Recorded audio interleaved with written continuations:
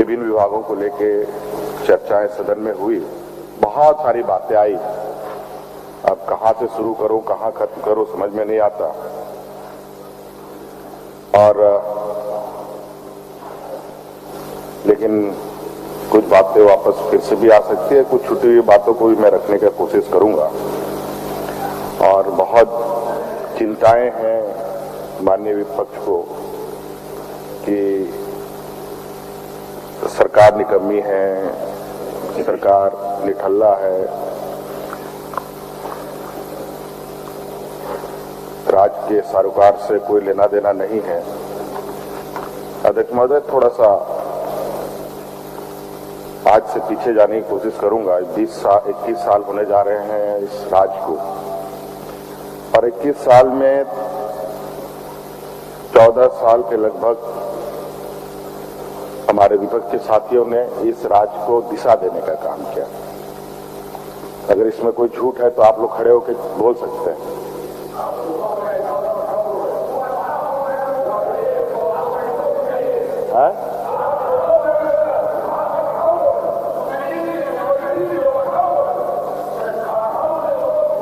और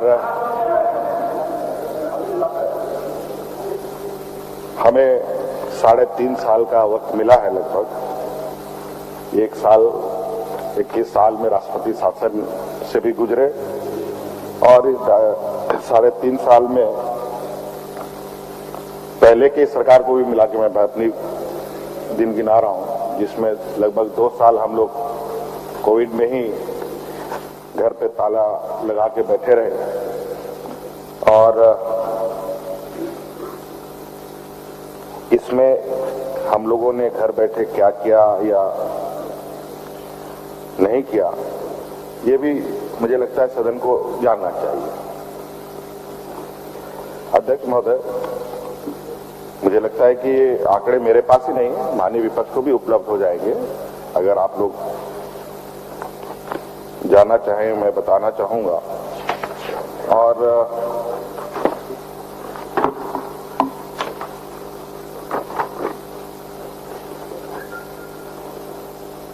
हम लोगों ने सबसे पहले होता है सरकार चलाने को सरकार चलाती है अध्यक्ष महोदय, ये एक ऐसी व्यवस्था है जहां सरकार को कमाना भी होता है, सरकार को खर्च भी करना पड़ता है, और संसाधन की उपलब्धता पर ही सरकार के विकास की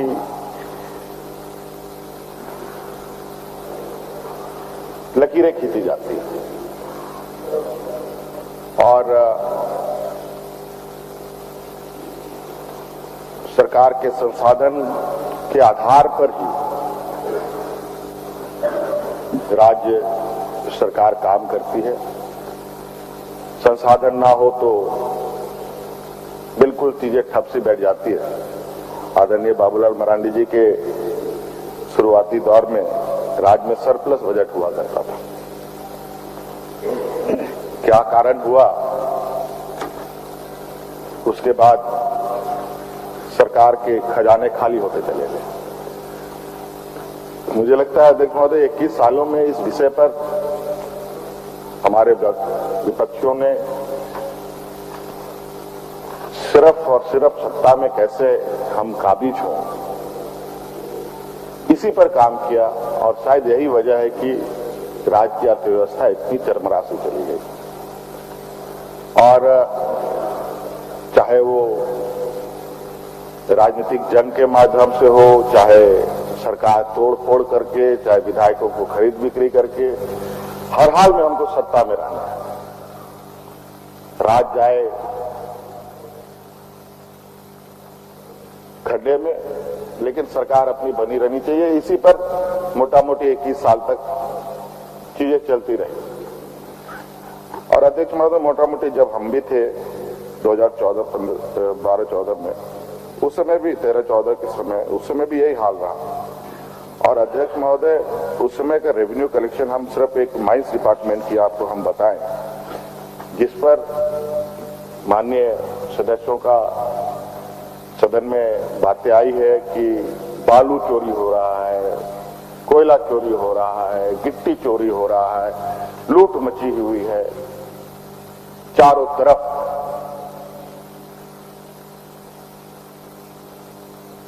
और मतलब बहुत इतना जोर जोर से चिल्लाया, मुझे लग रहा है कि वाकई में ऐसा है क्या।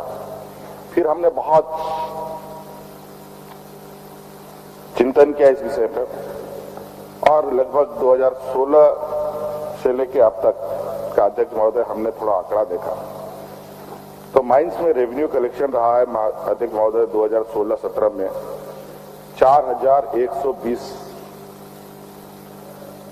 4120.05 करोड़ रुपया अध्यक्ष महोदय रेवेन्यू कलेक्शन रहा है। फिर चला 17-18 में 5743.46 लगभग और ये कुल मिला के इसी तरीके से कभी 6000 के लगभग है अध्यक्ष महोदय, 6000 नहीं 59,700 के लगभग और अध्यक्ष महोदय उसके बाद फिर 5100 हो गया, फिर 4800 के लगभग खनिज संपदा में और ये साल भर का है अध्यक्ष महोदय, ये साल भर का पूर्व में जो कोर एरिया जिससे हमारा राज्य सरकार को सबसे अधिक आर्थिक सपोर्ट मिलता है खनिज संपदा से अध्यक्ष महोदय। और अभी अध्यक्ष महोदय 3 महीना भी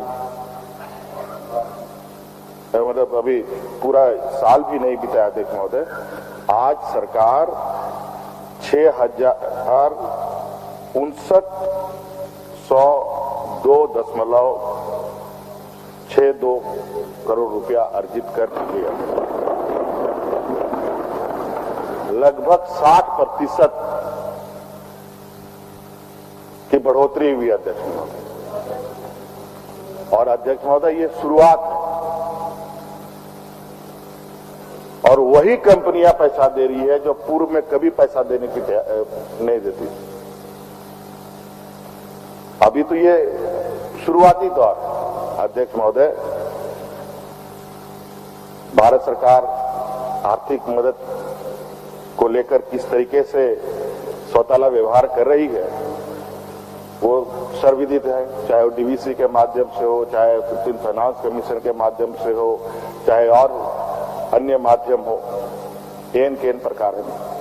और अध्यक्ष महोदय ये तो एक कंपोनेंट है, कभी आप बता दें, आप लोग लगभग 14 साल रहे हैं पीडब्ल्यूडी डिपार्टमेंट से, कभी आप लोगों ने रेवेन्यू कलेक्शन करने की कोई भी एक पहल काम किया हो?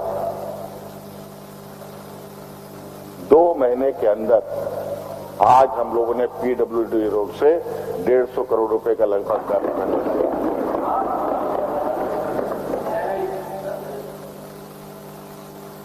अभी ये अध्यक्ष महोदय मैं कहना नहीं चाहूंगा, लक्ष्य काफी ऊंचा है, लेकिन समय समय पर उस बात को आपके सामने रखेंगे क्योंकि अड़चने भी कई हैं यहाँ, ऐसा नहीं है, इतनी आसान नहीं है।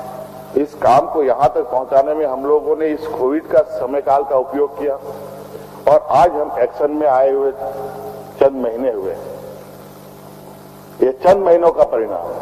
अभी भी बहुत सारे इन घड़ियालों के जबड़े से उसका खाना छीनने के बराबर है दोस्तों, चाहे वो कोल इंडिया हो, चाहे कोई बड़ी उद्योग प्रतिष्ठानें हो। अध्यक्ष महोदय फॉरेस्ट डिपार्टमेंट से बता दें विपक्ष के साथी कि आप लोगों को 1 रुपया का भी कभी अर्निंग हुआ हो, आज उसमें सेस लगा करके करोड़ों रुपया का सरकार को रेवेन्यू आया है और भी वो और आगे चलेगा।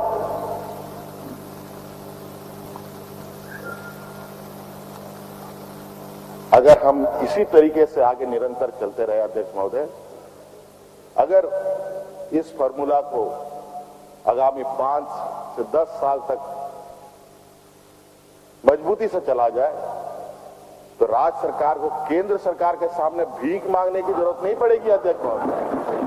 बल्कि राज्य सरकार केंद्र सरकार को पैसा देगी अध्यक्ष महोदय उधारी पर। ग्रामीण सड़क बनाने के लिए केंद्र सरकार से हमको पैसे लेने की आवश्यकता नहीं पड़ेगी अध्यक्ष महोदय।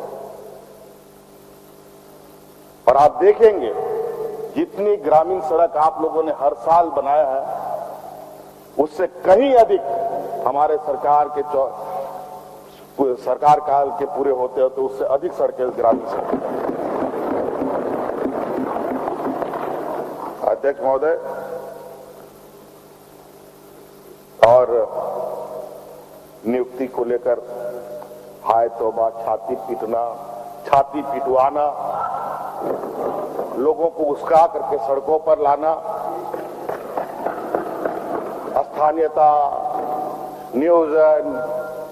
आज इन लोगों ने अध्यक्ष महोदय, जो माननीय बावरी साहब बोलते थे, माननीय रघुवर दास जी ने नियुक्ति का दरवाजा खोल दिया, और वो ऐसा दरवाजा खोल दिया अध्यक्ष महोदय जो जाके कोर्ट में औंधे मुंह गिर गया अध्यक्ष।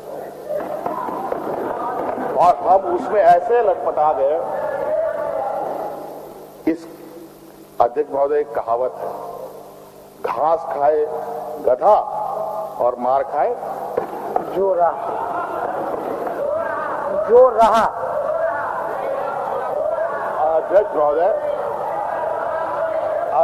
अध्यक्ष महोदय, इन 14 सालों में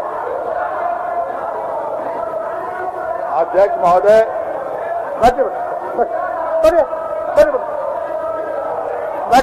सदन नेता का भाषण हो रहा है।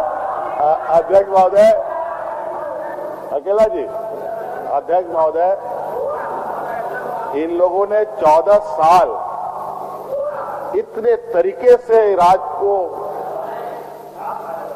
चर गए हैं अध्यक्ष महोदय, उन पेड़ों को, उन व्यवस्थाओं को खड़ा करने में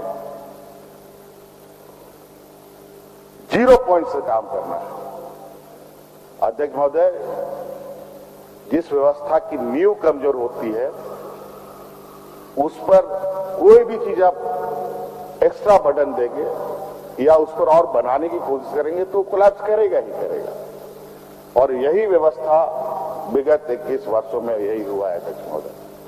नींव में किसी ने कोई काम नहीं किया, संसाधन कैसे आएंगे उस पर किसी ने नहीं किया, खाद कैसे आएगा पेड़ के लिए, तब ना पेड़ फल देगा, हरा भरा रहेगा, खाद का कोई चिंता नहीं।